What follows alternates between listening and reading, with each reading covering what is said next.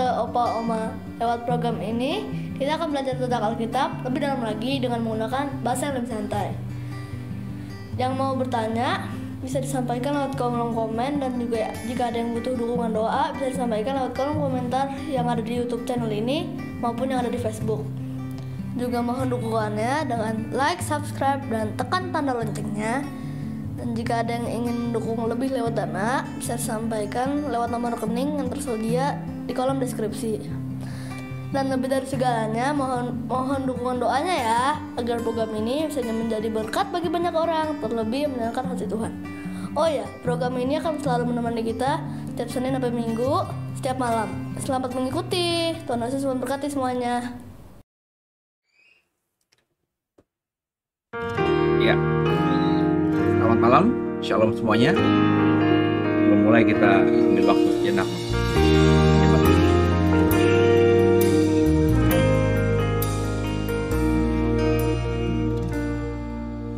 For all you've done, for all you're going to do, we give you thanks and we lift our praise to you. And we give thanks, we give praise, for we know that all things work together for our good. We give thanks, we give praise, for by faith we know your grace will see us through. We give thanks, we give thanks, we give praise, for we know that all things work together for our good. We give thanks, we give praise, for by faith we know your grace will see us through.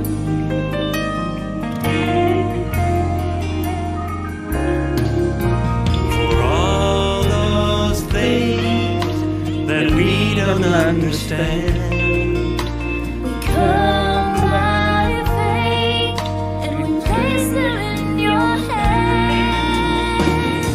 and we give thanks, we give praise, for we know that all things work together for our good.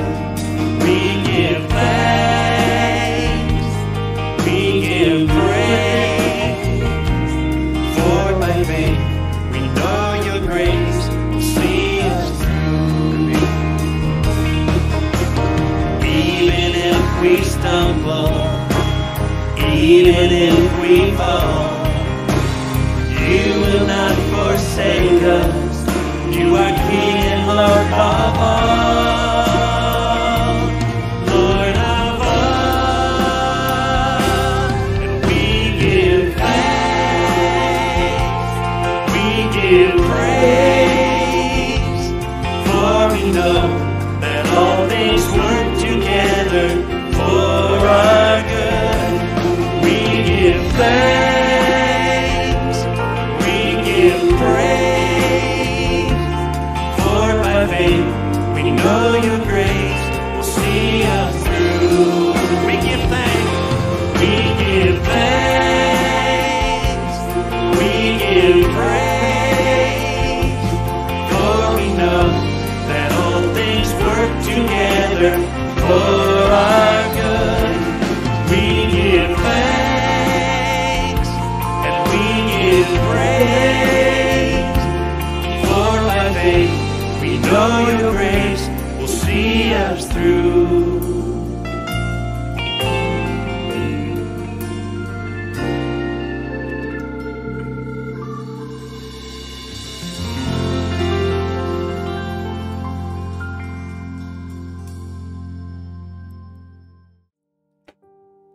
Ya, senang bersama dengan saudara di malam hari ini. Dan sebelum kita mulai, ya, kita hari ini di minggu malam ini kita akan selesaikan Wahyu, saudara. Jadi minggu malam ini pas kita akan coba selesaikan Wahyu pasal 22.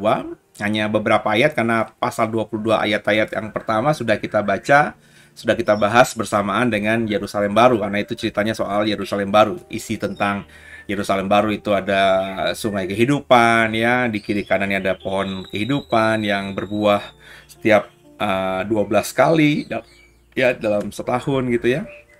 Dan daunnya dan pohon itu bisa menyembuhkan bangsa-bangsa. Sudah kita bahas di pertemuan sebelumnya ya. Dan kita akan selesaikan pasal 22 ini. Berarti besok Senin kalau Tuhan kasih umur panjang kita semuanya, kita masih bisa, kita akan mulai tadarusan Alkitab, kitab yang baru lagi ya. Ya, kita akan mempersiapkan beberapa kitab saudara ya. Nanti saya masih ada waktu 1-2 hari ini untuk menggumuli ya. Saya sudah siapkan beberapa, tinggal mana yang dimulai lebih dahulu gitu saudara ya. Dukung dalam doa supaya pas disampaikan ya saudara memang lagi membutuhkan materi-materi itu supaya akhirnya jadi berkat luar biasa buat masing-masing kita. Gitu ya saudara ya. Dan sebelum kita mulai, kita tundukkan kepala, kita doa. Bapak, kami mengucap syukur malam hari ini kami sudah diberkati Tuhan. Kami sudah sepanjang hari ini mengikuti ibadah Minggu Raya. Dan malam hari ini kami sebelum istirahat mau melanjutkan tadarusan Alkitab kami, menutup Wahyu pasal 22, Wahyu pasal terakhir. Dan kami akhirnya selesai tadarusan Alkitab, kitab Wahyu ini. Makasih Tuhan buat perjalanan ini, dan kami percaya terakhir ini terang benderang buat kami di malam hari ini. Haleluya. Amin. Oke saudara ya, jadi sambil saudara menyiapkan Alkitab saudara, ya saya akan juga siapkan Alkitab saya, dan pasti nanti ada bantuan juga di depan, dan kita siapkan Alkitab kita masing-masing. Tuhan, ini tugas kami, beri keberanian bagi kami. Iya, perikopnya kedatangan Tuhan Yesus ya. Kita sudah baca ayat 1-5-nya kemarin, dan sekarang kita lanjut ayat ke-6-nya ya. Tanpa membuang-buang waktu supaya ya kalau bisa sih tidak terlalu lama ya, karena saya selalu setiap hari Minggu berusaha untuk tidak 1 jam gitu ya, karena Bapak Ibu sudah mengikuti ibadah sepanjang hari, ada yang 2-3 kali ya bahkan gitu ya, dan mungkin untuk meluangkan waktu lagi mendengarkan firman Tuhan di tadarusan Alkitab kita ini ya, pendek saja, cepat saja, yang penting dapatkan kerikmanya intinya gitu ya. Oke, jadi saya berusaha untuk cepat, tapi nggak tahu ya bisa cepat apa enggak. Oke, ayat 6 kita baca. Lalu ia berkata kepadaku, perkataan-perkataan ini tepat dan benar, dan Tuhan Allah yang memberi roh kepada para nabi telah mengutus malaikatnya untuk menunjukkan kepada hamba-hambanya apa yang harus segera terjadi. Ya, ini ayat-ayat yang mestinya dipahami oleh semua kita ya. Bahwa Tuhan itu sudah mengirimkan atau memberikan rohnya ya kepada nabi, telah mengutus malaikatnya kepada hamba-hambanya ya, untuk menunjukkan kepada semua, entah nabi, hamba-hambanya, atau semua kita bisa dipakainya tentang apa yang harus segera terjadi. Ya, definisi nabi, definisi hambanya ya bisa kita perdebatkan, saudara. Tapi intinya maksud saya, Tuhan bisa pakai semua orang, ya, mau dipakai sebagai nabi kah atau hambanya, untuk menunjukkan atau kepada mereka apa yang segera terjadi. Jadi, saya jujur saja saudara ya, saya tidak pernah meremehkan apapun yang disebut dengan nubuatan, terlebih nubuatan akhir zaman, bahwa Tuhan akan berkata, Tuhan berkata begini, akan terjadi ini gitu saudara ya. Saya menghargai, respect sekali dengan orang-orang yang dipakai Tuhan dan memiliki karunia seperti ini. Tapi berkali-kali bilang saya dalam program ini juga, kita harus berhati-hati dengan orang-orang yang memakai keluguan atau ketulusan orang Kristen dalam menerima nubuatan, atau kepolosan orang Kristen dalam, atau respect orang Kristen yang diberikan orang Kristen kepada orang-orang yang dikasih stempel nabi atau mendengarkan sebuah yang disebut dengan nubuatan. Ya. Jadi yang saya mau katakan saudara, nubuatan secara umum ya, bahkan kalau kita ngomong kitab Wahyu sudah ada yang detil-detilnya ya. Kayak hujan es 50 kilo itu kan detil sekali saudara ya. Itu sudah ada di Alkitab kita. soal sampar sudah ada di Alkitab kita. Jadi jika kita nanti mengidolakan atau ngikutin nubuatan orang yang ngakunya nabi, terus dia bernubuat bahwa tahun depan akan ada penyakit yang lebih mengerikan, tahun depan akan ada bencana yang lebih mengerikan, tahun depan akan terjadi situasi ekonomi yang lebih berat. Itu nggak usah dinubuatkan, saudara. Alkitab sudah merangkumnya dengan jelas, clear. Bapak Ibu ngikutin Wahyu, sepanjang Wahyu ini bersama saya, hampir kurang lebih berapa lama kita? Ada sebulanan? Ya, ya, mungkin ada ya sebulanan, saudara. Saudara mesti paham bahwa itu sudah ada di kitab Wahyu. Apakah Tuhan akan mengulang nubuatan yang sama? Tentu saya rasa sih tidak. Kalau Tuhan pun mengulang, tentu yang disampaikannya adalah sesuatu yang lebih tajam untuk mempertajam apa yang sudah dinubuatkannya lewat nabi atau hamba Tuhan terdahulu. Nangkap ya saudara ya? Jadi saya ingin mengatakan ini supaya saudara sama seperti saya, kita clear dalam beriman dan dalam juga merespon apapun juga. Saya jujur respect sama semua orang yang ngaku nabi Tuhan. Saya hormat sama semua yang disebut dengan nubuatan itu. Tapi ketika saya mendengarkan isinya, ya, terus kan saya punya roh yang di dalam saya kan, ya. Terus saya juga mendalami ini, punya keintiman kalau saya mau boleh mengakui ya kepekaan dengan Tuhan. Saya bisa melihat ini benar yang disebut nubuatan atau hanya orang yang memakai kata nubuatan ini untuk mendapatkan sesuatu dari kata nubuatan yang dia jual kepada orang Kristen. Dan ini di sini kita harus bijaksana. Bapak Ibu harus berhikmat di sini. Ya. Bapak Ibu ikuti saya sudah hampir setengah tahun ini kan, kalau ikuti terus tadarusan Alkitab kita ini. Ya. Saya hampir-hampir tidak pernah berkata besok pasti terjadi begini atau Tuhan berkata begini, karena Tuhan memang tidak mengatakan spesifik itu kepada saya. Tapi ketika saudara tanya atau saudara dengar materi saya ini, saya mengatakan bahwa hari esok itu akan buruk, itu pasti. Tapi saya tidak berkata ya Tuhan bicara kepada saya dan saya mendapatkan nubuatan ini, enggak. Di Alkitab sudah jelas itu semuanya. Saya berusaha jadi hamba Tuhan yang tidak memakai atau menjual tanda kutip kata nubuatan, terminologi kata nubuatan untuk memperkaya saya, dalam artian bukan uang ya, tapi membuat saya namanya semakin terpandang, diikuti banyak orang, video-video saya ditonton oleh semakin banyak orang. Enggak. Bapak Ibu boleh cek ya. Bahkan ketika saya khotbah Gog dan Magog pun saya tidak bikin thumbnail nubuatan Gog dan Magog. Ketika saya khotbah soal antikris, ada 10 antikristus, 10 seri. Bapak Ibu bisa cek di channel YouTube kami. Saya tidak pernah pakai kata nubuatan Tuhan tentang antikris di akhir zaman. Enggak, saya ngomong cuma antikristus aja. Karena itu yang Alkitab katakan dan saya dapat sumber itu di Alkitab saya. Saya nggak mau pakai kata-kata itu yang membuat ya saya akhirnya tanda kutip memperkaya diri. Memperkaya itu bukan uang ya, tapi segala macam. What for? Untuk apa? Saya mengajar ini supaya saudara juga akhirnya berpikir lebih dalam lagi bahwa banyak di luar sana orang-orang yang ngaku hamba Tuhan tapi memperbodoh saudara. Ini nubuatan Tuhan tentang 2022. Tapi isinya sebenarnya apa yang sudah dikatakan di Alkitab. Banyak orang, oh iya amin Pak Pendeta, terima kasih nubuatannya. Lah gue yakin dia nggak pernah baca Alkitab, makanya aminin kata orang-orang ini. Kalau dia baca Alkitab, dia pasti kan berpikir, iya kok, ini mah bukan nubuatan yang didapat pendeta itu, ini di Alkitab udah ada. Dan gue tahu gue bukan nabi, gue bukan orang yang dapat nubuatan, tapi lewat Alkitab yang gue baca, gue tahu memang Tuhan sudah menubuatkan hal ini, bahkan ribuan tahun yang lalu akan terjadi. Nah itu makanya pentingnya kita baca Alkitab kan saudara. Jadi yang saya mau katakan, Tuhan bisa pakai semua orang untuk menunjukkan apa yang harus segera terjadi. Tapi pasti saya berani yakin, andai kata Tuhan mau pakai saya, ya kan saya udah mengkhotbahkan soal kitab Wahyu, ya. Saya juga sudah tadarusan Alkitab, kitab Wahyu bersama dengan saudara, gitu ya. Ya.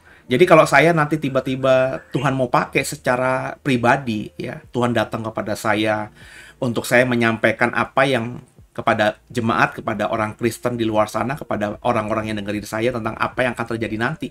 Tuhan pasti bicara kepada saya dan menceritakan tentang atau menunjukkan kepada saya sesuatu yang lebih spesifik dari apa yang sekedar pernah saya sharingkan dalam khotbah, apa yang sekedar saya bisa bagikan dari tadarusan Alkitab ini. Pasti harus lebih tajam. Misalnya Tuhan mau menubuatkan akan terjadi penyakit baru nanti setelah COVID-19 ini. Tuhan akan mungkin berkata, nanti akan muncul penyakit kepada saya ya. Saya dilihat ada penyakit yang baru yang menyerang mata. Sehingga mata orang di zaman itu semuanya ada masalah ya. Ada nanah misalnya, maafkan saya ya. Ada darah yang keluar. Nah, itu spesifik kan saya dapatkan kan. Maka ketika saya khotbahkan itu, saya tidak tidak menubuatkan, saudara nanti di 2022 akan ada penyakit yang lebih mengerikan lagi. Bukan itu sudah pasti terjadi. Ya. Dunia semakin lama semakin tua, penyakit yang lebih mengerikan daripada COVID-19 itu pasti, niskaya saudara. Ya. Pasti ada di depan. Tapi kalau Tuhan benar-benar mau menunjukkan sesuatu yang baru untuk mempersiapkan jemaatnya, umatnya, lewat saya misalnya, maka dia akan kasih tunjuk saya hal-hal yang lebih spesifik dan saya harus mengatakan itu. Sehingga nubuatan yang terucap dari mulut saya, saudara, Tuhan berfirman kepada saya, Tuhan datang kepada saya lewat mimpi saya semalam. Bahwa saya melihat dalam penglihatan itu jelas. Itu kalendernya yang saya lihat di rumah saya itu Maret 2022. Hari itu akan ada penyakit yang menimpa banyak negara, banyak bangsa, banyak umat, banyak manusia. Dan menyerangnya spesifik, saudara, ke mata. Banyak saya lihat orang-orang zaman dulu zaman itu matanya bernanah. Ada yang bahkan sampai berdarah. Matanya buta, matanya rusak. Saudara, saya mengajak kita berhati-hati. Ini akan terjadi dan saudara harus berhikmat sehingga bisa menata diri, bisa mempersiapkan diri. Terus tentu saya bukan cuma ceritakan itu juga, tapi saya ceritakan solusinya supaya orang-orang yang dengar saya nggak akan mengalami itu. Pasti Tuhan ngasih ngomong. Tuhan kalau ceritakan soal nubuatan kan Tuhan ceritakan apa yang harus terjadi. Sama ketika Tuhan ngomong kepada 7 gereja, ya apa yang dicela oleh Tuhan kepada mereka, tapi juga Tuhan menceritakan apa yang bagus yang mereka lakukan. Jadi pasti ketika Tuhan ingin menunjukkan sesuatu yang terjadi di masa depan, Tuhan juga ceritakan bagaimana solusinya supaya kita, ya tentu kalau itu lewat saya, dia cerita kepada saya supaya saya sampaikan kepada umat. Tapi kalian jangan takut.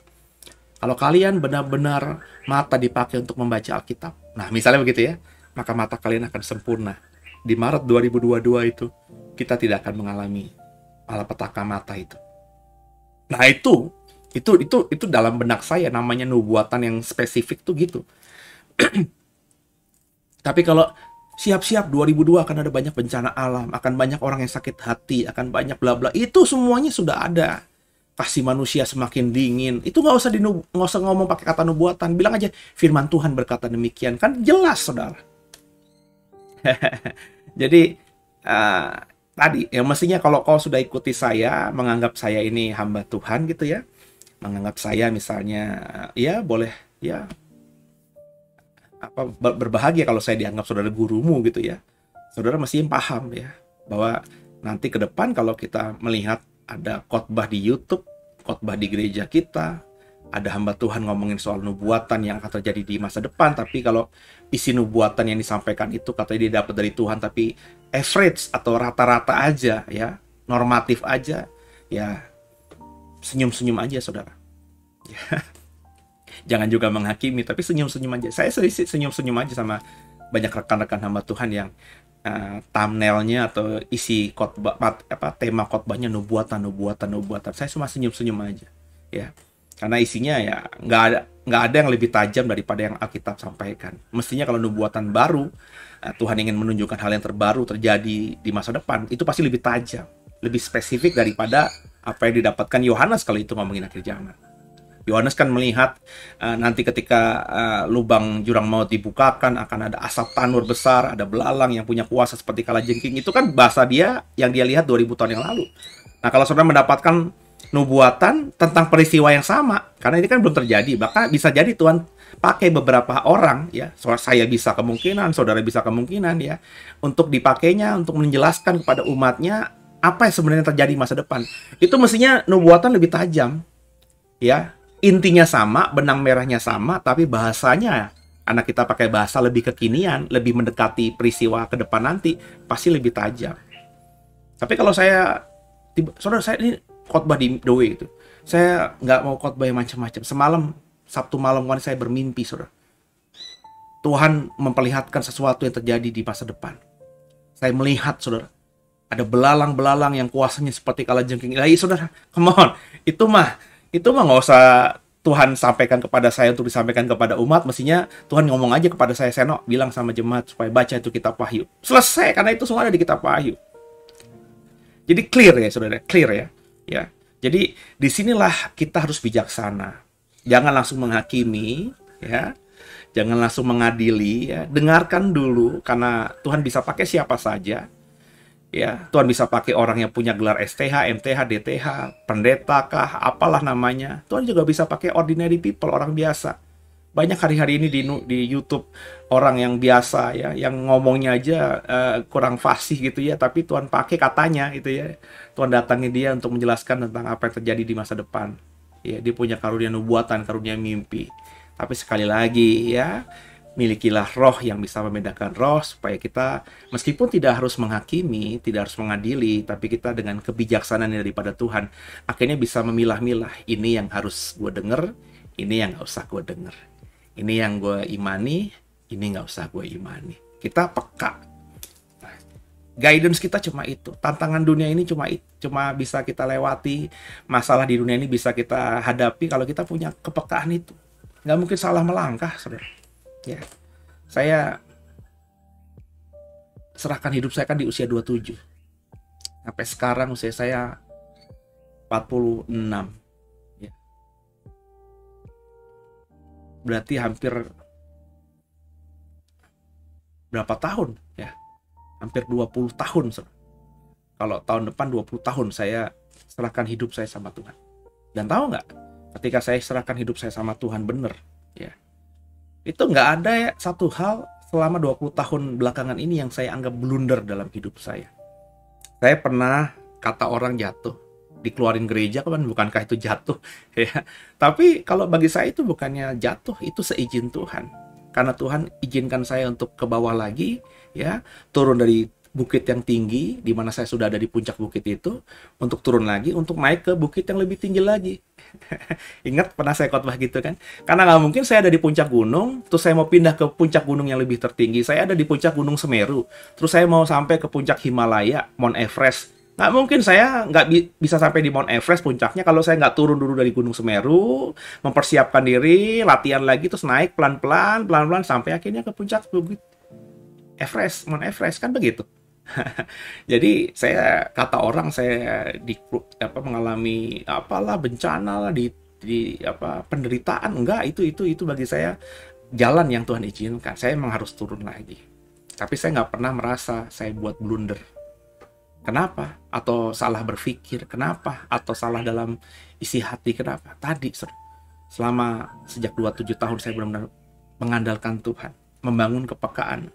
Ada dalam tahun-tahun awal saya kurang tajam, ya, salah dalam bersikap, salah dalam memprediksi, salah dalam berpikir, ya. Ada namanya proses kan. Dari tadinya nggak tahu apa-apa, sekarang ini berusaha untuk mengerti dan tahu tentang suara Roh Kudus, ya, manusia yang daging ini untuk sampai kepada selaras dengan roh ini kan justru butuh latihan demi latihan, ya. Tapi kalau yang sampai fatal nggak ada, saudara. Sehingga kalau bagi saya selama 20 tahun saya menjadi hamba Tuhan, melayani Tuhan, nggak ada dalam artian kesaksian buruk yang bisa saya bagikan atau terlihat dari orang di luar sana dari saya. Saya bukannya sombong, tapi saya harus ngomong ya di atas ya, tidak di atas tidak, dok, saudara ya. Ya. Saya memilih perempuan yang bagi saya tepat. Saya memilih jalan pelayanan yang saya anggap tepat. Sampai detik ini saya mengarahkan anak-anak saya untuk jalan di jalannya Tuhan yang menurut saya tepat. Jadi nggak ada gitu ya, rekam jejak saya blunder gitu di masa lalu. Ya kalau sebelum bertobat sejak masa remaja banyak saudara. Kalau saudara lihat ya, zaman saya kuliah, zaman saya SMA, zaman saya SMP, ya itu catatan gelapnya banyak. Tapi setelah usia 27 tahun itu loh saya yang bilang ya. Ya ketika saya bertobat, saya mulai masuk S1 ya. Ya, di STT gitu ya, lanjut S2, S3, pelayanan pertama cuma jadi aser, jadi singer, ya, jadi pengkhotbah atau worship leader cadangan ya. Terus bantuin pembaptisan ya, ngatur-ngatur orang yang dibaptis di pinggir kolam, kemudian ikut jadi timnya gembala ya, bawa minyak, bawa Alkitab ya, pokoknya kayak asisten lah begitu ya, sampai akhirnya saya dipercaya untuk naik mimbar. Sejak itu saya merasa kalau saya bikinin buku nggak ada blunder yang saya buat ya. Bukannya saya hebat, tapi saya karena berusaha untuk selaras dengan suara hati yang saya yakin Roh Kudus yang terus saya undang. Gitu ya saudara. Saudara harus seperti itu. Ya. Lanjut. Ayat ke-7. Sesungguhnya aku datang segera. Ya. Berbahagialah orang yang menuruti perkataan-perkataan nubuat kitab ini. Jadi apa yang sudah kita bahas sepanjang sebulan ini di kitab Wahyu, saudara, coba dalami lagi. Terus yang spesifik terutama soal nubuatan Tuhan ya, perkataan Tuhan kepada 7 gereja yang saya berkata itu adalah gambaran dari orang Kristen di akhir zaman. Coba diikuti saudara ya. Dilakukan ya. Tentang hal-hal yang akan terjadi juga kita pikirkan, kita pertimbangkan supaya kita nggak menjadi bagian orang yang ada di situ yang dalam penghakiman Tuhan ya. Kita mungkin boleh ada dalam masa itu di mana Tuhan menghakimi dunia, tapi kita tidak akan dihakimi oleh penghakiman Tuhan. Ingat ya, hukuman Tuhan atas dunia itu tidak akan kita alami. Saya berani yakin nggak akan ada orang Kristen yang mati karena hujan es 50 kilo dari atas surga turun ke bumi. Tapi ada orang Kristen yang mati banyak, bahkan semua orang Kristen yang hidup di zaman itu saya kan sudah menafsirkan besar kemungkinan mati. Tapi bukan mati karena penghakiman Tuhan. Orang Kristen yang mati di akhir zaman itu, di momen pemerintahan antikristus, nabi palsu, dan juga Satan itu mati karena mempertahankan iman. Martir di situ. Nah, saudara. Nah, kalau sudah mau menghidupi ini, maka siapkan diri kita martir dong. Martir artinya apa? Ya udah pokoknya, nggak punya uang, ya hidup susah pun nggak apa-apa. Yang penting hidup kita menyenangkan Tuhan. Ya. Jadi otak kita tuh pikirannya Tuhan, bukannya uang. Ya. Kalaupun kita salah dalam mengambil keputusan usaha, bisnis misalnya, ya sudah, kita segera introspeksi diri, nata lagi hidup kita, nata diri kita lagi, dan coba mulai melangkah dengan apa yang kita punya, tapi sekarang melangkahnya bergantung pada Tuhan. Kan begitu. Jadi jangan kita sudah salah langkah gitu ya, tapi kita hadepin aja, hajar aja terus, udah sekalian lah, habis sekalian. Itu bodoh bagi saya ya. Bodoh bagi saya. Mestinya langsung rem kalau kita salah melangkah dalam apapun ya, dalam pelayanan. Loh, kok pelayanan gue jadi begini ya, kok ikut tim, maafkan saya kalau saya pakai bahasa, kok ikut tim pelayanan ini kok hidup gue jadi begini ya. Kita sudah merasa, terus ada orang-orang bilang, lo kok ikut pelayanan semakin begini sih, semakin jauh sama Tuhan sih. Lo kok ikut pelayanan semakin kayak dunia sih. Nah itu mestinya tanda-tanda itu kan membuat kita ngerem. Meskipun itu pakai kata pelayanan, berarti ada sesuatu yang salah dari pelayanan ini. Kita harus rem dulu, saudara. Enggak lah, ini pelayanan, enggak, hamba Tuhannya bener kok, enggak. Feeling gue bener, jangan begitu loh. Kalau orang udah nasihatin kita, berarti kan kalau orang yang menasihati kita tuh orang yang aware, orang yang cinta sama kita, kan nggak mungkin mereka menjerumuskan kita dong. Rem, berhenti, diam diri dulu, napas panjang dulu, introspeksi diri dulu. Oh iya ya, gue sejak ikut pelayanan ini gue nggak pernah lagi baca kitab. Gue sejak ikut pelayanan ini nggak pernah lagi ada waktu buat istri, buat anak, buat suami, buat orang tua, buat ngobrol-ngobrol, buat makan-makan di mall. Anak-anak gue kehilangan figur gue. Gue sejak ikut pelayanan ini kok doa gue untuk orang banyak nggak ada. Kalaupun doa untuk diri gue supaya punya kuasa, supaya punya mujizat. Kok doanya fokus ke gue ya? Nah, hasil itu mestinya menjadi menjadi pertimbangan kita untuk mengambil keputusan. Mau lanjut nggak di sini? Kan gitu, saudara. Mau lanjut dalam pelayanan itu nggak sih? Dan jangan punya pikiran bahwa meninggalkan pelayanan itu dosa. Karena bisa jadi pelayanan itu nggak cocok buat kita, nggak pas buat kita. Ya. Dan kalau kita terus di situ, ya kita nggak akan jadi diri kita sendiri, nggak akan menghidupi panggilan kita. Kan saya pernah bilang, saya pernah bersaksi, lupa saya di sini, dalam program ini. Saya di awal-awal pelayanan di usia 27 itu dikondisikan oleh beberapa teman, karena saya kan bertobat di usia 27 tahun. Nangkap saudara ya? Nggak muda lagi. Jadi ketika saya masuk dalam organisasi sebuah gereja yang besar, dengan usia saya 27 tahun, dengan pengalaman saya, orang akhirnya tahu siapa saya dengan latar belakang saya, respect lah, saya bukan anak baru kemarin sore gitu. Bukan baru lulus SMA yang nggak punya pengalaman. Saya udah, meskipun dalam dunia pelayanan saya beginner, baru ya, tapi dengan background saya, mereka akhirnya respect gitu. Ditawarin, saudara. Untuk apa? Untuk jadi worship leader. Itu pelayanan yang sentral bagi saya dalam ibadah hari Minggu. Selain pengkhotbah, yang nomor 2 kan adalah WL-nya. Ya. Dan pelayanan di gereja itu kalau sudah jadi WL, cukup diberkati, saudara. Karena pasti hari Minggu tuh jadwalnya nggak akan mungkin tidak ada jadwal. Pasti ada jadwal, belum tengah minggu. Ya, di tempat saya yang lama itu kalau ada worship leader, hari Minggu saja sudah dijadwal 5 kali pelayanan, maka berikutnya 5 kali terus, nggak mungkin 1. Sama kayak pengkhotbah, kalau pengkhotbah di sana hari Minggu sudah dijadwal 5 kali, ya maka 5 kali, nggak mungkin jadi 2. Kecuali kalau memang baru 2, ya 2 terus, nanti kalau dianggap setia, dianggap bagus, maka baru naik 3, 4, kan begitu prosesnya. Oh, saya udah ditawarkan gitu. Dan saya sempat nyoba. Siapa yang nggak tergiur dengan pelayanan seperti itu?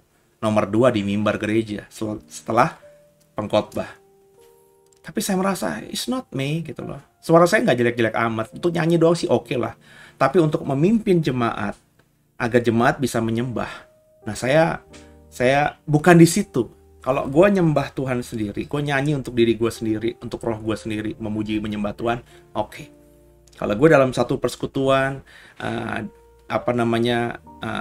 memuji, menyembah Tuhan, ya, mengikuti pemimpin, mungkin suara gue bisa mengangkat juga. Tapi kalau untuk jadi leadnya, saya merasa saat itu pertama bukan saya dan belum waktunya saya. Saya harus banyak latihan lagi. Paling nggak kalau panggilan Tuhannya itu saya harus mempersiapkan diri lebih lagi. Maka saya nggak ambil bagian itu. Enggak lah.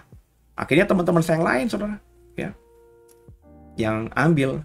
Entah itu panggilannya atau enggak, faktanya saat itu mereka semua sudah pelayanan pakai jas hitam, saya masih pakai putih hitam, dasi seragaman, mereka sudah pakai dasi yang sendiri, keren tampilannya di hari Minggu. Maafkan saya lagi kalau ngomongin mamon, mereka sudah dapat berkat persembahan kasih dari gereja. Tapi saya menikmati jadi aser doang, penerima tamu, ya, lipat buletin, terus jadi singer doang. Saya nggak bilang doang itu rendah ya, tapi maksudnya memang faktanya untuk dibandingkan dengan pengkhotbah dengan worship leader, kalau di mata jemaat hari itu nggak dianggap gitu, saudara. Pelayanan kelas 2 lah gitu kurang lebih. Tapi saya setia aja. Kenapa? Saya menikmati proses itu. Ya. Nah, jadi sama-sama kita belajar seperti ini. Jadi nggak semua orang, saudara, itu punya pelayanan yang harus sama. Ya. Jadi maksud saya, orang yang namanya pendeta, pengkhotbah itu bisa jadi motivasi mereka ada motivasi tersembunyinya. Saya nggak bilang semuanya, tapi naif kalau saya bilang tidak ada yang seperti itu. Ya. Dari cara mereka berkhotbah, dari isinya mereka berkhotbah, ya, kelihatan, saudara. Kau pasti bisa, Pak, saya punya ilmu apa? Nggak bisa. Punya, tinggal minta roh yang bisa membedakan roh aja, saudara. Dari mana? Dari Roh Kudus lah. Sehingga meskipun kita awam, tapi kita peka gitu loh.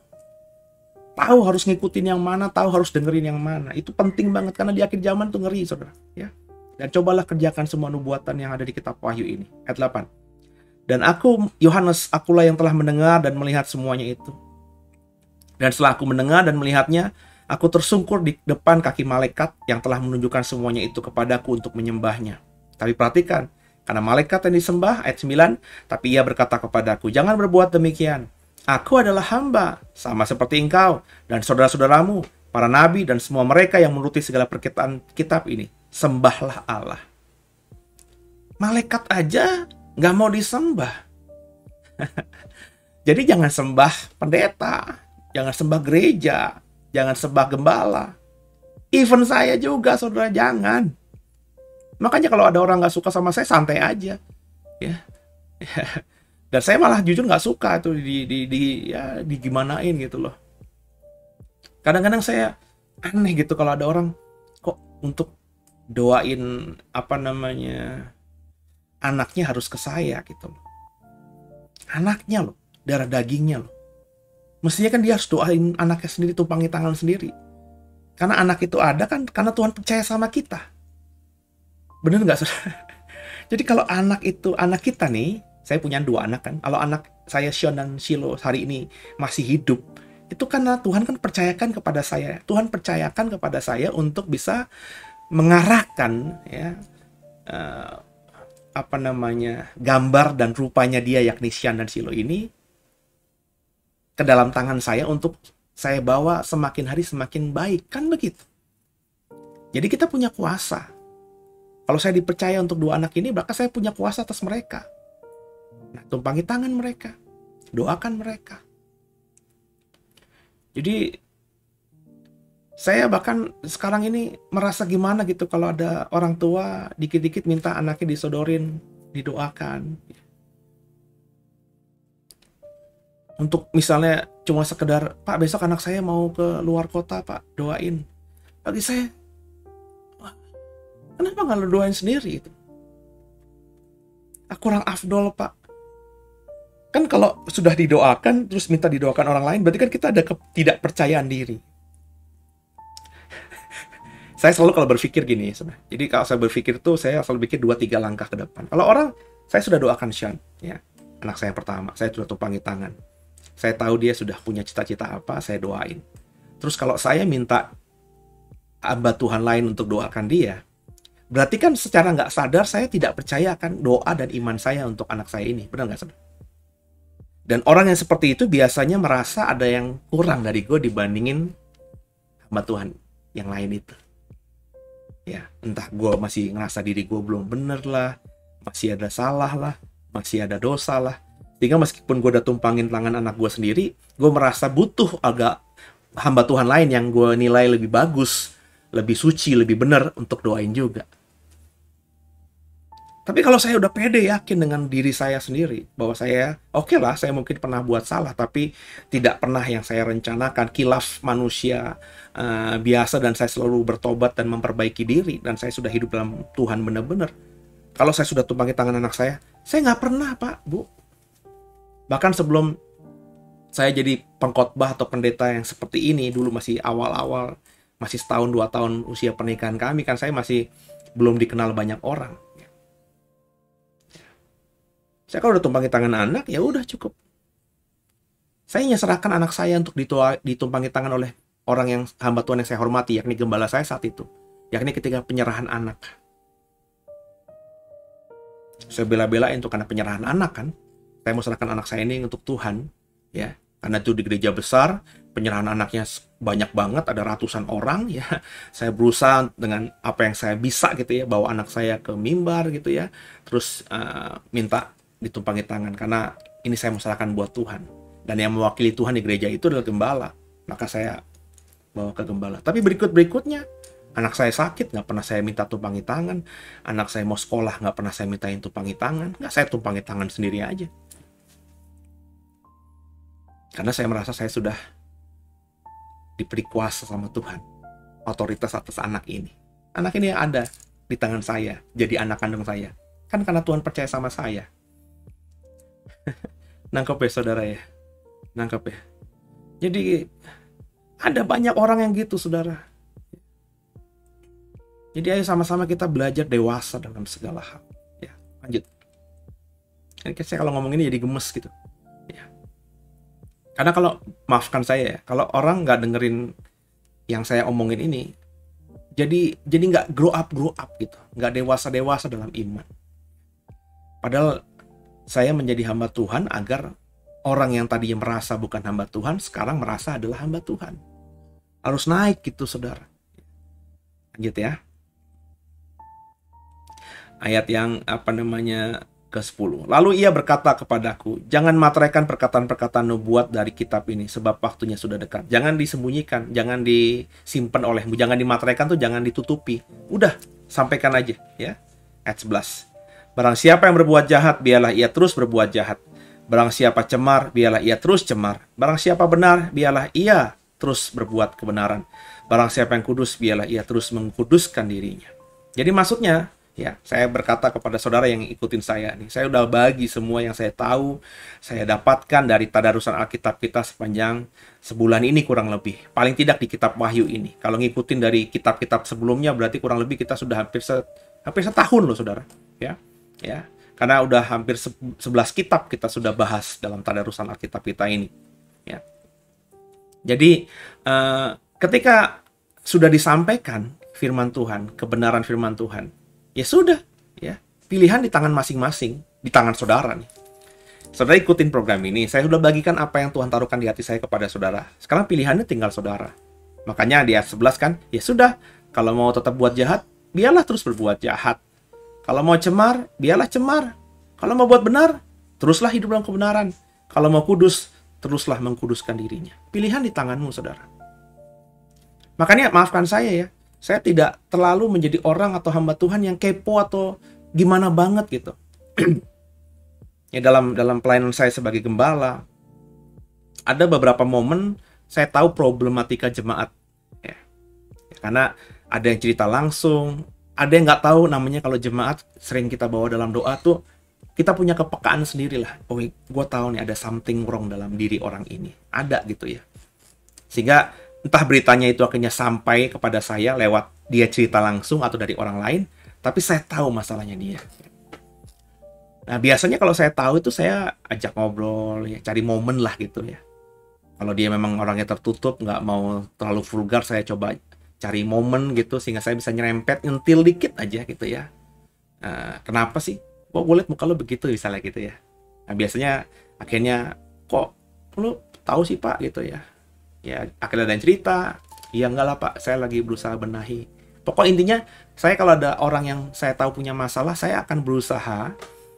Kalau itu jemaat saya ya kalau jemaat orang kan ya nanti sangkanya ngapain gitu ya. Tapi kalau jemaat sendiri saya berusaha untuk cari tahu, layani, saranin, nasihatin apa yang saya tahu tentang jawaban Alkitab dalam pergumulan jemaat ini, sehingga mereka bisa tahu, oh kalau gue buat ini sesuai kehendak Tuhan, kalau gue buat ini tidak sesuai kehendak Tuhan. Sometimes ada kalanya kalau jemaat ini cukup punya hubungan pribadi dengan saya, bukan berarti semuanya nggak punya hubungan pribadi ya. Semua jemaat berarti kan kita the way belum besar, jadi saya tahu lah ya. Ada perasaan gitu, tapi yang ada kan tetap ya, ini yang deket banget, ini yang nggak deket, ini yang biasa aja kan ada gitu ya. Nah kalau yang deket banget tuh kalau ada masalah biasanya sampai membuat saya nggak bisa tidur ya, kepikiran gitu, ini kenapa gitu ya. Apalagi kalau saya tahu ini dari tampilan luarnya itu udah oke gitu loh. Nah saya akan coba kasih nasihat lagi, kasih masukan lagi, saran lagi, doakan lagi. Tapi kalau sudah akhirnya nggak dikerjain, anggap ya saudara ya, saya udah kasih nasihat, saya udah kasih masukan, pikiran saya, ya, apa yang saya tahu, saya sudah sampaikan. Terus orang ini tidak melakukan apa yang saya sarankan, memilih untuk melakukan yang tidak saya sarankan, ya, melakukan pilihannya sendiri tanpa lagi mempertimbangkan apa yang sudah saya nasihati sebagai seorang gembala kepada dombanya. Ya sudah, mau apa? Saya pikirin terus gitu, ya enggak lah saudara. Masih didoakan nggak? Ya masih didoakan. Tapi kalau saya tahu dia sudah mengambil keputusan, ya saya cuma doanya, Tuhan, biarlah lewat keputusan yang dia ambil, dia belajar banyak dan bisa bertobat, berubah menjadi manusia yang jauh lebih baik. Kan begitu. Karena saya percaya setiap kegagalan itu kadang-kadang ada sesuatu yang bisa membuat kita bangkit luar biasa. Ada orang yang melihat kegagalan itu sebagai malapetaka, ada orang yang melihat kegagalan itu sebagai peluang, kesempatan, bahkan berkat.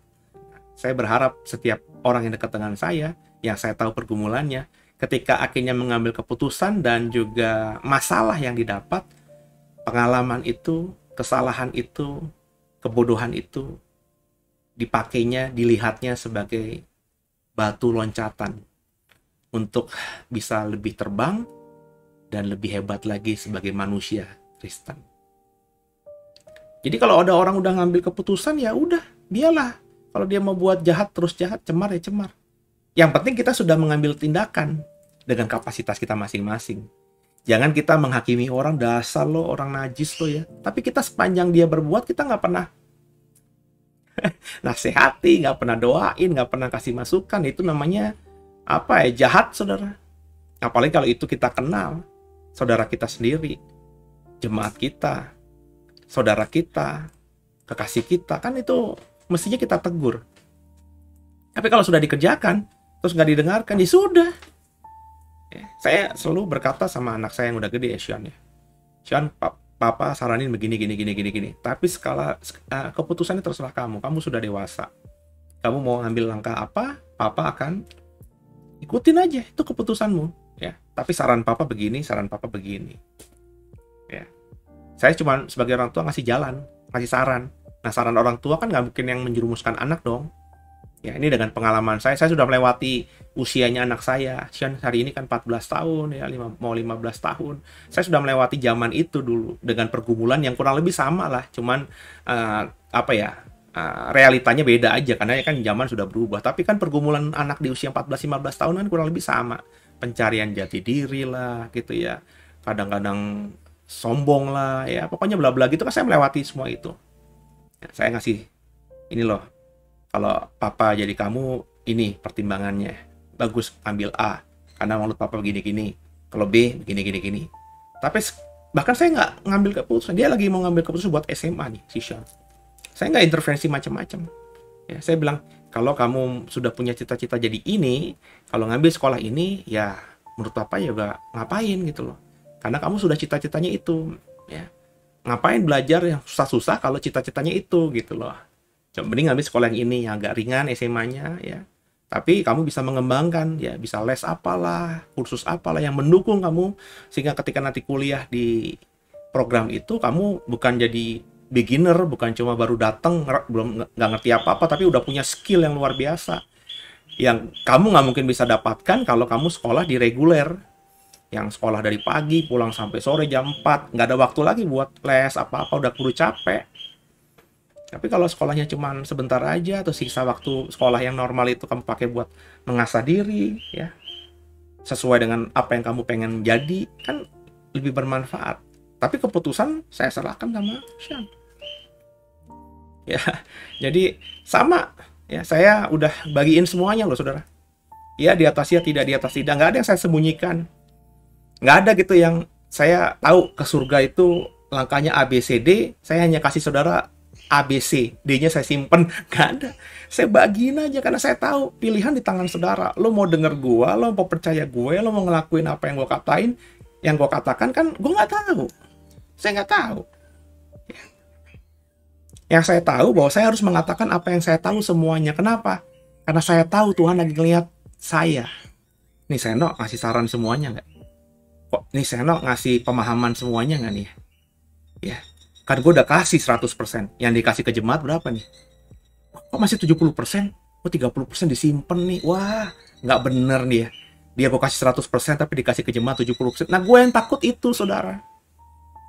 Makanya yang saya tahu ya saya bagi aja semuanya. Dan saya nggak pernah takut kehabisan gitu. Kenapa? Apa yang kau tabur itu yang ketuai. Udah saya bagikan kan kemarin malam kan.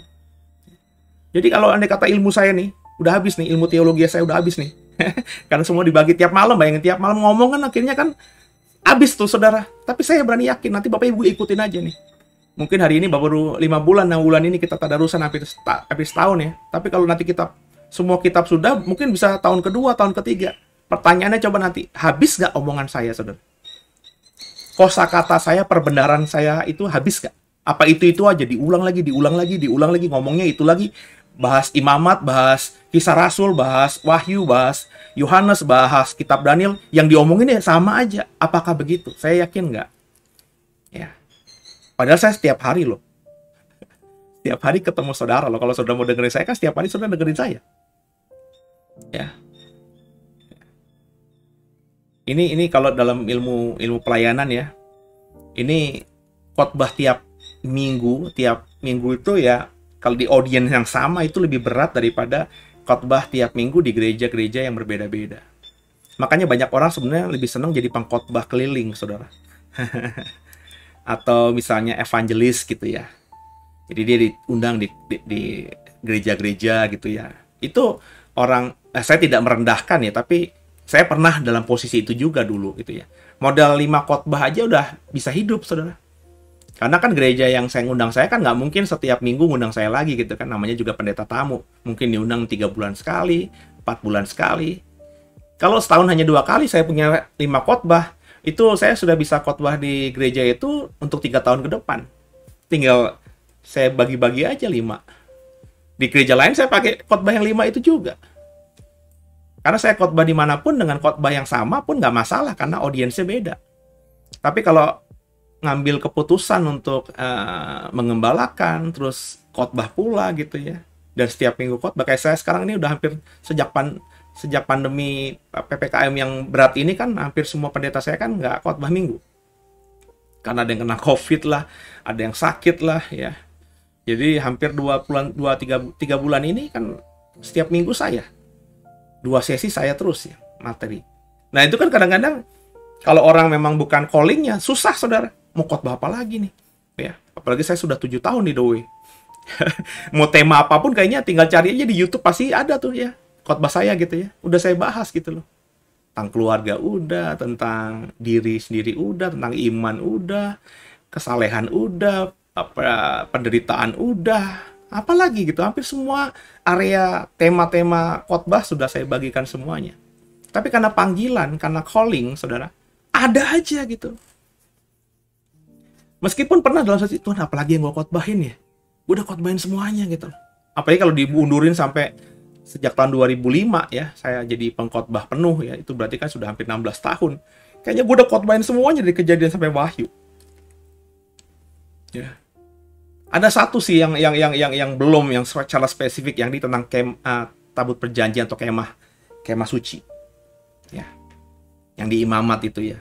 Terbuat dari apa? Saya belum pernah mengkhotbahkannya secara runtut gitu ya. Tergoda nih, saudara. Saya lagi mempersiapkan diri. Tapi yang lain-lainnya, soal hakim-hakim udah, soal nabi-nabi udah, semua nabi besar, nabi kecil udah, hakim-hakim yang ada banyak itu udah saya bahas. Ya. Kisah dari kitab Kejadian, penciptaan Babel, semuanya udah saya bahas. Bagaimana pergumulan Israel di padang gurun sudah saya bahas. Bahkan itu menjadi khotbah saya yang pertama ketika ada The Way di tahun-tahun pertama. Khotbah di padang gurun, saya beri tema besarnya. Bagaimana kita harus menyikapi padang gurun. Ya. Meskipun lewat padang gurun ada berkat-berkat yang Tuhan siapkan kepada Israel, demikian juga dengan kita. Itu ada hampir mungkin 5-6 bulan pertama The Way, saya khotbah seri soal itu 2 sesi jam 3 sore sampai jam 5 sore. Karena The Way ketika masih ada di Hotel Fiducia, bikin ibadahnya sore, sampai jam 3 sampai jam 5. Itu sebenarnya untuk nguji diri saya sendiri, saya dipanggil Tuhan jadi gembala apa enggak nih. Kalau Tuhan jadi benar-benar panggil saya jadi gembala, ya saya khotbah ibadah The Way jam 3 sore, itu pasti ada jemaatnya. Jam 5 sore juga pasti ada jemaatnya. Karena di hari-hari itu paling banyak jemaatnya jujur pagi. Kalau bikin di gereja jam 8, jam 9, jam 10, jam 11, jam 12 itu pasti ada jemaatnya. Tapi kalau di jam 3, jam ngantuk. Apalagi jam 5, jam sore ya.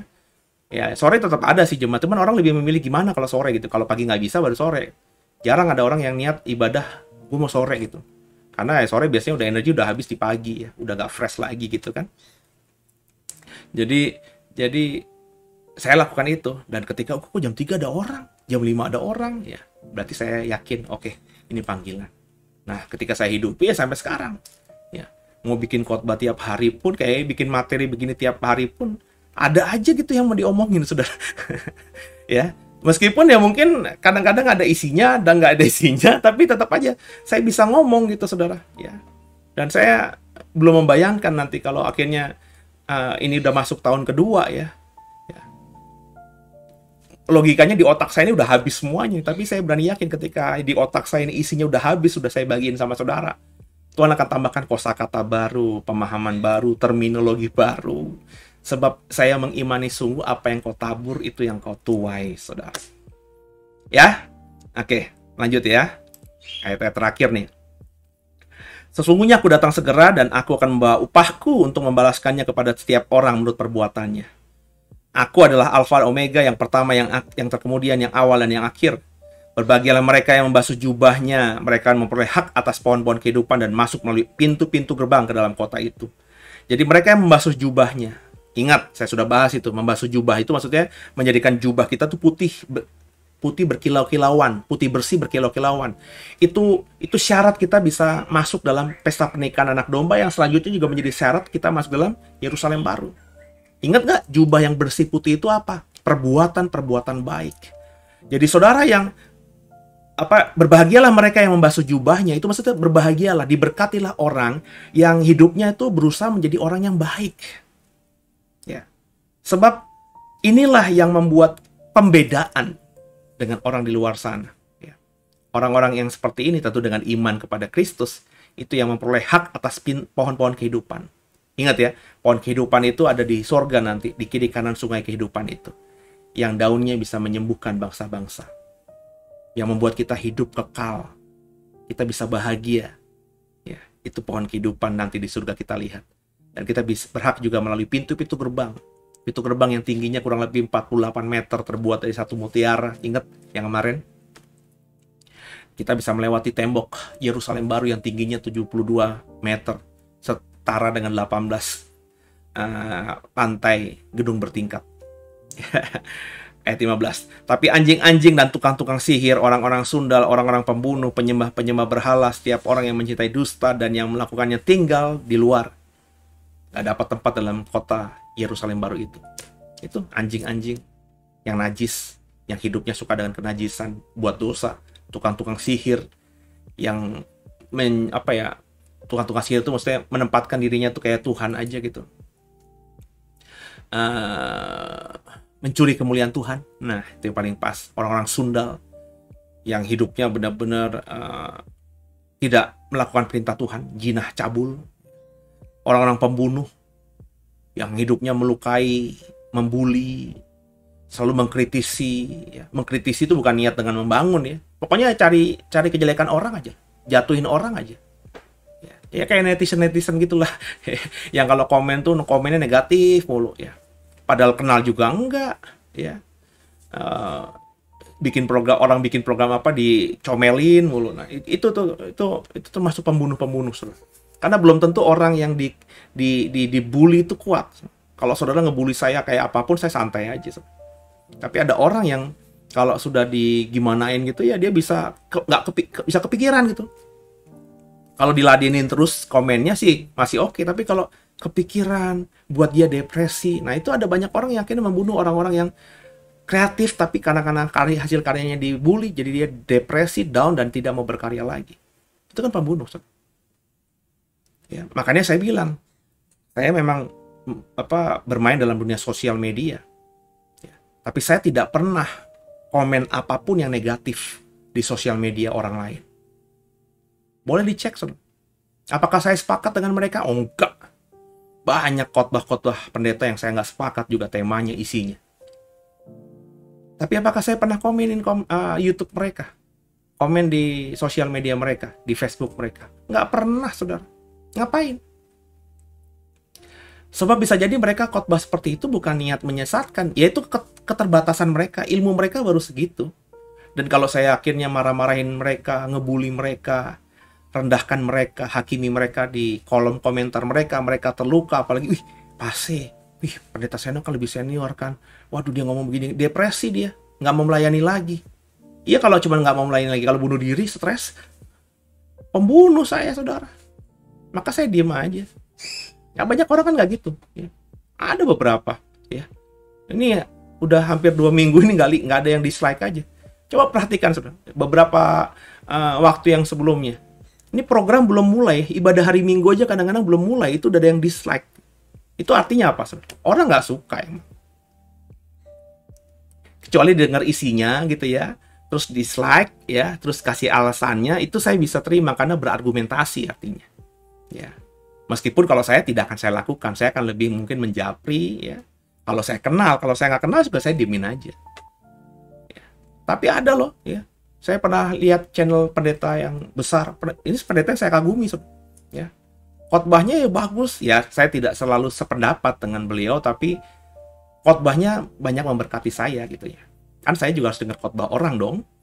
Karena kalau saya cuma berkhotbah mulu tanpa dengar khotbah-khotbah dari hamba Tuhan yang lain, ya saya makan apa gitu loh, saudara. Ya kan? Jadi saya dengar juga. Saya geli aja nih, khotbah bagus kok yang dislike banyak banget. Kalau pendeta top gitu kan, yang nonton kan bisa puluhan ribu, ratusan ribu, saudara. Yang dislike juga bisa puluhan ribu. Saya bilang, di mana jeleknya? Berarti kan orang ini nggak suka. Saya nggak yakin orang dislike itu setelah mendengarkan secara utuh. Itu mungkin nggak, ini mukanya jelek nih, dislike aja nih. Oh, ini pendeta yang nggak saliran sama gue jelek nih, dislike aja nih. Oh, ini pendeta yang kemarin ngomong yang menyakitin hati gue nih, dislike aja nih. Ya. Tapi kalau didengarkan utuh, terus baru dislike, ya meskipun ada mungkin 1-2, tapi nggak banyak orang kayak gitu. Tipikal netizen kan nggak gitu. Udah terbukti banyak hal kok. Orang lebih seneng dipotong-potong yang sepintas-sepintas saja daripada utuhnya. Gitu ya saudara ya. Jangan begitu ya. Oke, lanjut. Aku Yesus telah mengutus malaikatku untuk memberi kesaksian tentang semuanya ini kepadamu bagi jemaat-jemaat. Aku adalah Tunas, yaitu keturunan Daud, bintang timur yang gilang gemilang. Roh dan pengantin perempuan itu berkata, marilah, dan barang siapa yang mendengar, hendaklah ia berkata, marilah, dan barang siapa yang haus, hendaklah ia datang. Barang siapa yang mau, hendaklah ia mengambil air kehidupan dengan cuma-cuma. Jadi Yesus sudah membagikannya lewat malaikat, disampaikan kepada Yohanes kepada kita. Ya. Dan Roh Kudus juga pengantin perempuan. Siapa itu? Kota Yerusalem baru. Marilah. Ya. Yang mau mendengar, mari. Barang siapa haus, datang. Barang siapa mau, ambil air kehidupan dengan cuma-cuma. Cuma-cuma loh, saudara. Tinggal kita mau nggak minum Yesus. Tinggal kita mau nggak mengambil atau tinggal dalam Yesus. Kan pilihan saudara. Cuma-cuma kok. Syarat ikut Yesus kan nggak ada macam-macam. Oh ada Pak, harus dibaptis. Nah, itu kan memang Yesus berkata kan ya. Barang siapa percaya dan dibaptis, itu sebagai tanda bahwa kau percaya kepada Yesus. Itu bukannya syarat saudara. Itu satu paket. Ada Pak. Itu kalau di gerejanya A kan harus jadi jemaat dulu kalau mau jadi pengikut Yesus. Nah itu kan syaratnya gereja, bukan syaratnya Tuhan. Di Alkitab kan nggak ada gitu, saudara ya. Oke ya, lanjut penutup. Aku bersaksi kepada setiap orang yang mendengar perkataan-perkataan nubuat dari kitab ini. Jika seorang menambahkan sesuatu, ya perhatikan baik-baik, kepada perkataan-perkataan ini, maka Allah akan menambahkan kepadanya malapetaka-malapetaka yang tertulis dalam kitab ini. Nah itu ngerinya saya, saudara. Itu ngerinya juga banyak hamba Tuhan di luar sana yang nggak berani khotbahin wahyu. Tapi kalau akhirnya saya berani, kenapa? Karena saya bilang, saya nggak mau yang aneh-aneh. Yang ada aja. Kalau saya nggak tahu, ya bilang nggak tahu. Kalau saya tafsirkan harafiah. Kalau saya tafsirkan simbolik. Tapi saya selalu berkata, setiap saya menafsirkan ini penafsiran loh. Bisa salah, bisa benar. Benar nggak, saudara? Saya selalu berkata begitu kan. Makanya saya nggak takut. Ya. Sebab saya nggak ada niat sama sekali untuk menambahkan, mengurangi apa yang saya tahu, yang saya baca dari kitab Wahyu ini. Sebab kalau sengaja, saya tahu dan saya sengaja nambahin, nutupin, ngurangin ya, maka saya akan ditambahkan malapetaka. Yang tadinya mestinya saya nggak dapatkan itu, karena saya kan bukan penyembah binatang, nggak punya tanda binatang itu, saya nggak dapat malapetaka itu mestinya. Tapi gara-gara saya nambahin, saya ngurangin nubuatan kitab ini. Ya. Saya akan ditambahkan malapetaka yang tertulis dalam kitab ini. Ini yang saya heran, dibaca nggak sama banyak pengkhotbah kitab Wahyu, pengkhotbah akhir zaman di luar sana. Yang gampang banget itu jual sesuatu yang sifatnya bombastis. Ada perkiraan, ada fenomena planet sejajar, ya. Terus pakailah itu dengan semua intrik-intriknya untuk khotbah. Itu tahun kemarin atau 2 tahun lalu, saya lupa. Bisa dilihat di internet itu, masih ada pertinggalnya. Ada lagi pendeta Indonesia, khotbahin yang sama. Saya dapat dari Tuhan, ngomongnya begitu. Saya penasaran, nggak mungkin lah nih dengan gaya gaya orang model begini gitu ya, bisa dapat sesuatu dari Tuhan yang spesifik ini. Saya browsing, ternyata itu khotbah hamba Tuhan yang besar di Amerika sana. Ya, jadi dia cuma copy paste doang, khotbah pakai bahasa Indonesia, tapi dia ngomong kepada jemaatnya, kepada subscribernya, kepada viewernya di YouTube bahwa dia dapat ini dari Tuhan. Padahal dia copy paste, mirip banget. Saya dapetin saudara. Yang versi Amerikanya sama versi dianya mirip ya. PowerPoint-nya juga mirip, gambar-gambar skemanya mirip. Ya. Dan terbukti nggak? Nggak terbukti. Baik yang dinubuatkan si pendeta Amerika ini nggak terbukti, yang dia ngikutin copy paste tapi diakuin sebagai miliknya dia juga nggak terbukti. Dan hari ini yang nonton atau yang viewer pendeta ini itu masih banyak saudara. Sedih nggak saya saudara? Ya. Banyak jemaat yang nggak mau dalami Alkitab, sehingga ketika sudah nubuatan atau firman Tuhannya gagal, ya nggak terjadi. Tafsirnya benar-benar berbeda dengan fakta. Ya. Nubuat, dia ngomong nubuat loh ya, nggak terjadi. Masih aja ada yang denger. Itu maafkan saya, ya. Jemaat Kristen yang bebal, bodoh. Dan saya nggak mau saudara begitu. Kalau saudara tahu saya pernah khotbahin sesuatu, nubuatin sesuatu, saya bilang ini dari Tuhan, bukan tafsir ya. Terus saya bilang ini yakin banget bakal terjadi begini, ternyata nggak terjadi. Misalnya saya bilang nanti, Tuhan, saudara, nanti bulan Desember akan ada hujan salju di Indonesia ini. Tuhan ngomong sama saya begitu. Terus tiba-tiba Desember berakhir, Januari berakhir, Februari berakhir, nggak ada tuh hujan salju. Terus kau masih dengerin saya ini? Maafkan saya, yang pinter saya, yang bodoh saudara. Ngapain saudara? Ya. Kayak kurang hamba Tuhan aja tuh jelas. Kalau saya begitu hamba Tuhan palsu saya. Ngapain diikutin orang-orang model kayak saya? Kalau saya seperti itu loh ya. Tapi kalau saya nggak seperti itu, sudah tinggalin, yang bodoh siapa? Ya. Yang bodoh saudara lah. Ya. Kenapa kalau saya ngomong benar, saya ditinggalin? Ya. Karena emang sudah tergenapi ya firman Tuhan bahwa di akhir zaman orang akan mencari hamba-hamba Tuhan yang sesuai dengan telinganya. Dia mencari apa yang dia mau aja. Makanya sekarang ini kalau ngomongin soal uang, bagaimana hidup diberkati, itu banyak banget yang nonton. Gerejanya penuh. Ya. Kenapa? Karena ya memang siapa yang hari-hari ini nggak suka uang? Ya. Kecuali kalau saudara benar-benar mau hidup benar. Ya. Uang penting, berkali-kali saya bilang. Saya nggak bilang nggak penting. The way kalau nggak punya uang, the way kalau nggak ada uang, gimana the way bisa bayar cicilan yang harus dibayarkan per bulan yang sangat besar, ya, membeli satu ruangan besar di apartemen Tripak BSD. Kita butuh uang, tapi bukan segala-galanya. Kita butuh uang bukan untuk mengeruk persembahan dari jemaat. Kita butuh persembahan jemaat, tapi bukan itu. Karena berkat yang Tuhan siapkan, saya percaya bisa dari mana saja. Makanya yang saya kerjakan sekarang apa? Yang penting gue kerjain yang menyenangkan Tuhan aja. Makanya di hari Minggu per Oktober nanti, ya, saya berpikir kalau saya khotbah 2 kali, dan ini online gitu ya, saudara ya. Kalau dulu kan kita nggak ada online, ya, nggak ada YouTube. Gereja-gereja konvensional kan ibadah hari Minggu di gereja, jemaat harus datang. Kalau misalnya ibadahnya cuma jam 8, terus tiba-tiba jam 8 dia lagi sakit perut, nggak bisa datang ke gereja. Terus jam 9, jam 10 dia sudah sembuh karena minum obat. Terus dia mau ke gereja kan nggak bisa, karena ibadahnya jam 8. Maka di gereja-gereja yang besar, zaman dulu kalau ada pendetanya banyak, dibikinlah beberapa sesi kan. Ada yang jam 8, jam 10, jam 12, jam 2, jam 4, jam 6, jam 8 malam. Hari Minggu ada 7-8 sesi ibadah. Kenapa?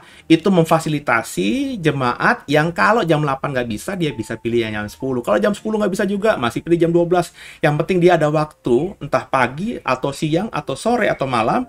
Di waktunya dia yang pas di hari Minggu, dia bisa ke gereja, dan tetap bisa ke gereja. Tapi kan itu dunia konvensional, dunia konservatif. Sekarang kan sudah via digital, via online.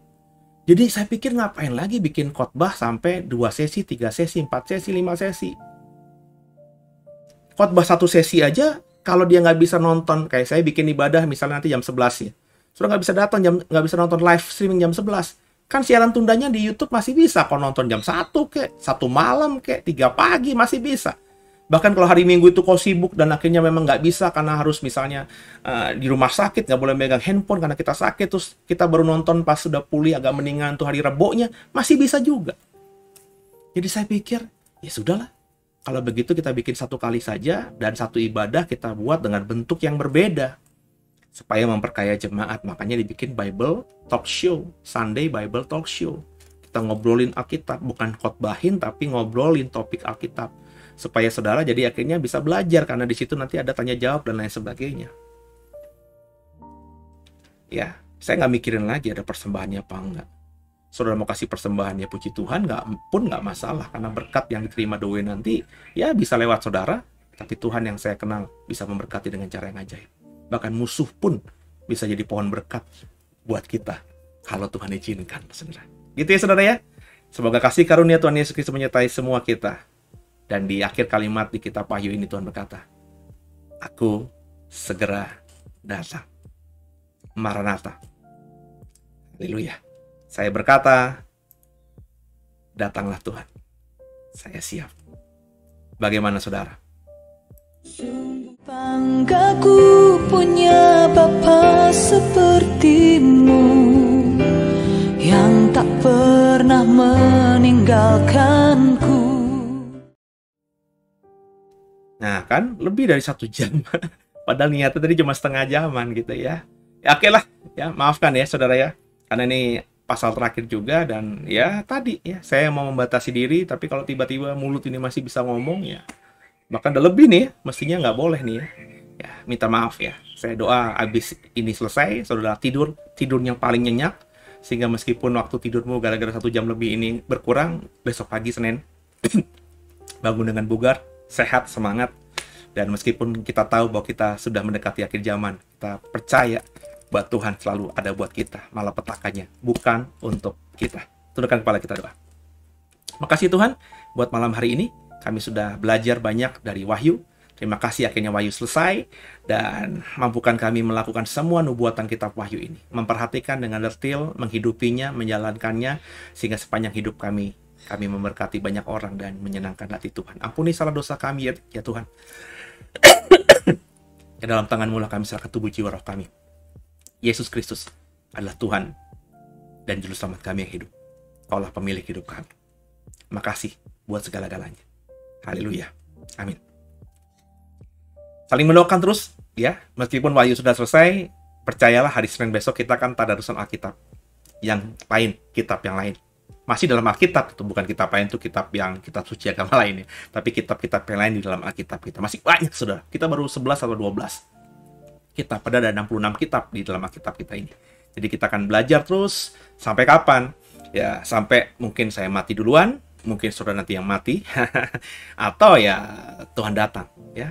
Ya sebelum kalau 3 hal ini tidak terjadi, ya maka mungkin kita akan bisa selesaikan tadarusan kita 66 kitab ini, dan kita pikirin nanti, entah 2 tahun lagi ya, kita pikirin apa yang akan kita lakukan untuk semakin membuat iman kita bertambah, bertumbuh.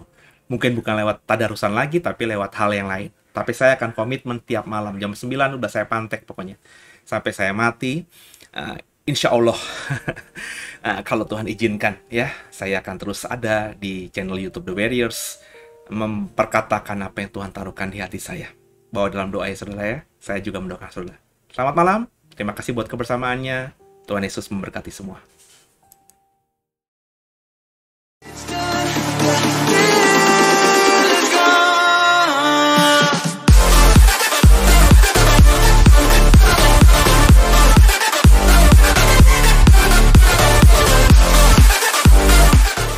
Bagi Bapak Ibu yang merasa diberkati dan ingin memberkati kami lebih lewat dana, dapat disalurkan melalui scan barcode berikut ini atau ditransfer melalui rekening yang ada di layar Bapak Ibu Saudara.